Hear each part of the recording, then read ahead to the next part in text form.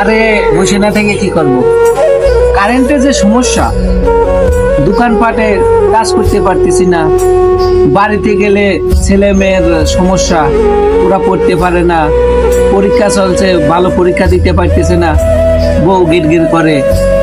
কি করবো, এই জন্য চুপ মারে ফাঁকা এক জায়গায় বসে রয়েছি। তো কবে কি সমস্যা হবে, কারেন্টের এই সমস্যার সমাধান হবে সেটাও জানি না। তার কারণে একা একা বসে থাকতে ভালো লাগে। হ্যাঁ, তোমাদের বাড়ি কি আইপিএস আছে? না না, সবারই এক অবস্থা এখন। তাহলে তোমরা স্কুলে যা কাম্মা কি করো? আমরা স্কুলে যা কি করবো, কারেন্ট নাই, হাফ ক্লাস করে চলে আসা লাগে।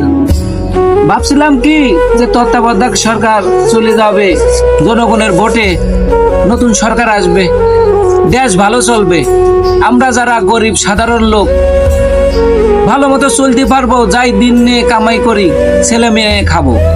কিন্তু এমন একটাই সমস্যা যে বোর কাছে দাম পাই না, ছেলে মেয়ের কাছে কথা শুনতে হয়। এর চেয়ে আর খারাপ কি থাকতে পারে বলো? তোমার বাবার কাছে তুমি কিছু আবদার করো না যে এই গরমে থাকার সমস্যা? আবদার কি করবেন, আবদার করলে কি পাওয়া যাবে নাকি? কিন্তু আমার তো এই সমস্যা, বউ কইতেছে যে আমার আইপিএস লাগা দাও। আরে আইপিএস নয়, কিস্তির টাকা দিয়ে লাগালাম, কিন্তু কারেন্ট যদি না আসে আইপিএস চলবে কিভাবে? তার কারণে চুপচাপ বসে থাকাই মনে হয় ভালো।